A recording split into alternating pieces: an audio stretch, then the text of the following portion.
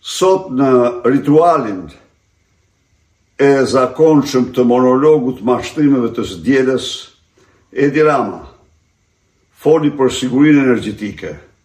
Me këtë rast, unë dua të deklaroj se Partia Demokratike mbështet plotësisht investimet amerikane në Shqipëri, ndonëse ajo nuk ka asnjë njohuri për marrëveshjet e firmosura. Sikundër, kjo parti mbështet përpjekjet e qeverisë së Shteteve të Bashkuara për diversifikimin e furnizimit me gaz në Europën juglindore, në Europë dhe me gjerë.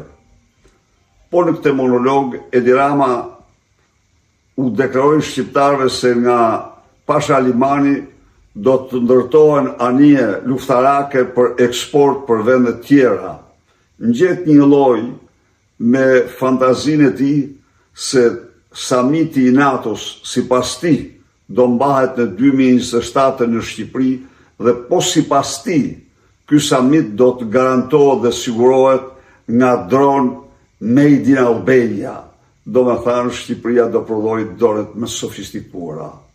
Së fundi, Edi Rama bëri fjalë dhe për një arritje tjetër të madhe, sepse një NGO ka vendosur të mbajë në Shqipëri kongresin e saj vitin e ardhshëm. Në fakt, sipas tij, kjo është shoqata botërore e juristëve dhe që kongresi do t'i kushtohet ligjit dhe shtetit ligjor.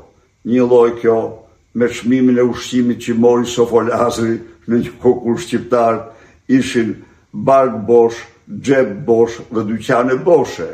Në fakt, në Shqipëri ata vinë në një vend ku shteti ligjor është zëvendësuar me kodin e mafjes, ku prokuroria është bllokuar tërësisht në përpjekjet e veta në luftën kundër korrupsionit.